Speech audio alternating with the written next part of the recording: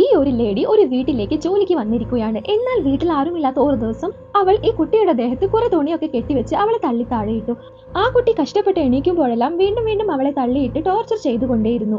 അവസാന കുട്ടി നിങ്ങൾക്ക് ഭ്രാന്താണോ എന്ന് ചോദിച്ച് അവരോട് ഒച്ചയിട്ടു. ഉടനെ അവർ കുട്ടിയുടെ കെട്ടെല്ലാം അഴിച്ചുമാറ്റി. കെട്ടുകൾ മാറ്റിയതും ആ കുഞ്ഞ് തുടരെ തുടരെ അവരെ അടിക്കാനും തുടങ്ങി. എന്നാൽ ആ ലേഡി അത് കണ്ടതും സന്തോഷപ്പെടുകയാണ് ചെയ്തത്. കുറച്ചു കഴിഞ്ഞപ്പോൾ ആ കുഞ്ഞിന്റെ അമ്മ വന്ന് കുട്ടിയുടെ ദേഹത്തെ പാട് കണ്ടത് എന്താണെന്ന് ചോദിച്ചു. ഉടനെ ആ കുട്ടി സർവ്വതിനെ പറ്റി ഒന്നും പറയാതെ വീണതാണെന്ന് കള്ളം പറഞ്ഞു. എന്തിനാണ് ആ കുട്ടി കള്ളം പറഞ്ഞതെന്ന് വെച്ചാൽ ഒരു ദിവസം ഈ കുട്ടിയുടെ അച്ഛനും അമ്മയും അവളെ പുറത്താക്കി രണ്ടുപേരും വീട്ടിൽ വെച്ച് വഴക്കായി. എപ്പോഴും അവർ തമ്മിൽ വഴക്കായത് കൊണ്ട് തന്നെ ഈ കുട്ടി മെന്റലി വീക്കായിരുന്നു. അത് ആ ലേഡി കണ്ടു. അതുപോലെ ഒരു ദിവസം ഈ കുട്ടി സ്കൂളിൽ ചെന്നപ്പോൾ അവിടുന്ന് കുറച്ച് കുട്ടികൾ അവളെ ഉപദ്രവിച്ചു.